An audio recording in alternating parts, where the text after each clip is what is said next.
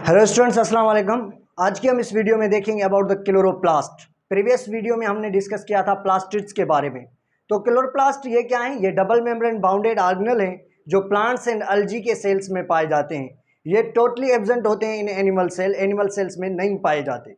ये double membrane bounded, जैसा कि आप अगर स्ट्रक्चर को देखेंगे तो आपको ये दो मेम्ब्रेन नज़र आ रही हैं, एक ये एक दूसरी ये जो आपको दो मेम्ब्रेन नज़र आ रही हैं, तो इसी वजह से हम कहते हैं कि ये क्या है? डबल मेम्ब्रेन बाउंडेड ऑर्गेनेल है। इसकी जो बाहर वाली मेम्ब्रेन आपको नज़र आ रही है, इसको हम बोलते हैं आउटर मेम्ब्रेन। इसको हम क्या बोलेंगे? Outer membrane. उसके बाद ये जो अंदर आपको दूसरी मेम्ब्रेन नज़र आ रही है, this is called inner membrane. ये क्या है?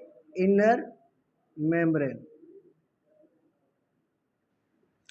इनर मेम्ब्रेन और आउटर मेम्ब्रेन। उसके बाद क्या है कि ये आपको बीच में जो है ये स्पेस नज़र आ रहा है, the space between inner membrane and outer membrane, या हम ये कह सकते हैं the space between outer membrane and inner membrane is called, तो हम इसे क्या कहेंगे कि दिस स्पेस इज कॉल्ड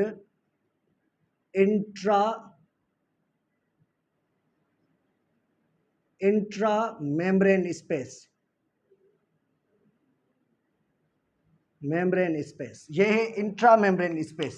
जब हम इसके अंदर जाएंगे, ये जो कौन सी इनर मेम्ब्रेन के अंदर ये जो आपको फ्लूइड लाइक स्ट्रक्चर, ये जो आपको डॉट नजर आ रहे हैं, this shows a fluid like structure. This fluid like structure called stroma. ये क्या है? स्ट्रोमा है। स्ट्रोमा हम बोलते हैं fluid that is present inside the chloroplast. ये जो क्लोरोप्लास्ट के अंदर जो है ये जो फ्लूइड मौजूद होता है, उसे हम क्या बोलते हैं? उसे हम बोलते हैं stroma. Fluid inside chloroplast. Chloroplast के अंदर जो फ्लूइड होता है उसे हम बोलते हैं स्ट्रोमा। अब ये जो अंदर जाएंगे जैसे भी, तो हमें ये स्ट्रक्चर्स नजर आ रही हैं, ये स्ट्रक्चर्स आपको नजर आ रही हैं, these structures and these structures are called, अगर हम देखें कि ये क्या है, एक सेक लाइक स्ट्रक्चर है, स्टॉक लाइक स्ट्रक्चर है। ये जो sac like disc like structure आपको नजर आ रही हैं, अगर हम एक की बात करें, just only one, this one की बात करें, तो ये हमारे पास होती है थैलेक्वाइड बॉडी। इसे हम बोलते हैं थैलेक्वाइड बॉडी बोलते हैं। ये जो थैलेक्वाइड आपको नज़र आ रही है, अगर हम इसको डिटेल में देखें तो ये कुछ इस तरह से, तो ये आपको थैलेक्वाइड बॉडी नज़र आ रही है, थैलेक्वाइड। ये थैलेक्वाइड की जो आउटर स्ट्रक्चर है, this is called thylakoid membrane. इसको हम बोलेंगे क्या? Thylakoid membrane. उसके बाद ये आपको जो नज़र आ रही है स्ट्रक्चर, ये इसका क्या है? डीएनए, क्रोमोसोम है। ये इसका क्रोमोसोम है, इसके डीएनए है। तो इसके पास जो है इसका खुद का डीएनए होता है। जैसे माइटोकॉन्ड्रिया के पास खुद का डीएनए होता है, ठीक इसी तरह इसके पास भी जो है खुद का डीएनए होता है। ये जो आपको स्ट्रक्चर नज़र आ रही है, this is the DNA are the chromosome. ये इसका डीएनए है। ये इसका डीएनए, जब इसके पास खुद का डीएनए होता है तो इसी वजह से ये रेप्लिकेट होता है, ये खुद को जो है दूसरे जो है क्लोरोप्लास्ट सिंथेसाइज भी खुद कर सकता है, जैसे माइटोकॉन्ड्रिया सिंथेसाइज होते हैं। तो वो ऐसे ऑर्गेनेल जो खुद का डीएनए उनके पास हो और वो खुद के जो है अपने जैसे कॉपीज बना सकें, तो उनको हम बोलते हैं सेमी ऑटोनोमस। तो माइटोकॉन्ड्रिया के साथ साथ जो क्लोरोप्लास्ट है, ये भी क्या है? ये भी जो है वो सेमी ऑटोनोमस है। Semi autonomous. सेमी ऑटोनोमस उसको बोलते हैं जिसके पास खुद का डीएनए और रेप्लिकेट हो। उसके बाद यहाँ पर आपको नजर आएगा, इसके पास ये जो है ये है राइबोसोम। इसके पास जो राइबोसोम होता है वो राइबोसोम 70s का होता है। ज्यादातर जो राइबोसोम यूकेरियोट्स में पाए जाते हैं वो 80s के होते हैं, लेकिन इन ऑर्गेनेल्स के पास जो पाए जाते हैं, जैसा माइटोकॉन्ड्रिया हो या क्लोरोप्लास्ट हो, तो इनका जो राइबोसोम होता है वो होता है 70s का राइबोसोम होता है।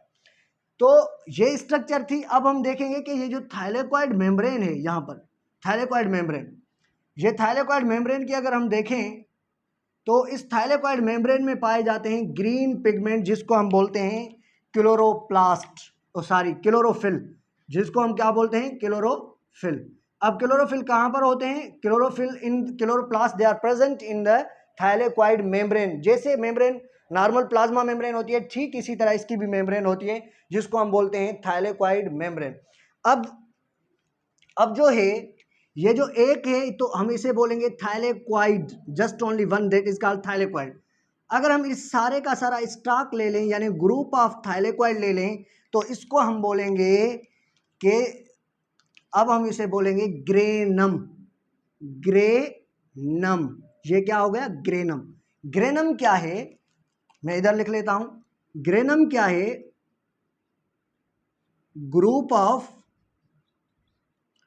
थाइलेक्वाइड।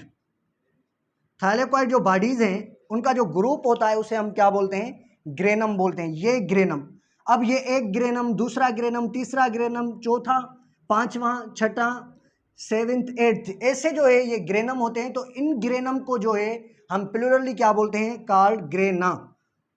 ग्रेना, ये जस्ट एक था तो इसी वजह से हमने इस स्टॉक, एक स्टॉक को बोला ग्रेनम। अब ये बहुत सारे हैं तो इनको कलेक्टिवली हम क्या कहेंगे? इनको कलेक्टिवली हम कहेंगे ग्रेना। तो ये हो गया हमारे पास ग्रेनम। अब हम देख रहे थे स्ट्रक्चर जो है क्लोरोफिल की। क्लोरोफिल कहाँ पर मौजूद होता है? ये होता है थाइलेक्वाइड मेम्ब्रेन में। ये मेम्ब्रेन है थाइलेक्वाइड, इस थाइलेक्वाइड मेम्ब्रेन को हमने यहाँ रखा।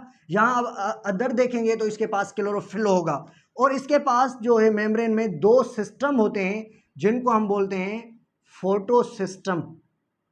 फोटो सिस्टम, जिसकी हेल्प से ये फोटोसिंथेसिस का सारा रिएक्शन होता है और वो जो है उसमें क्लोरोफिल भी हेल्प करते हैं और ये फोटो सिस्टम्स भी आ जाते हैं।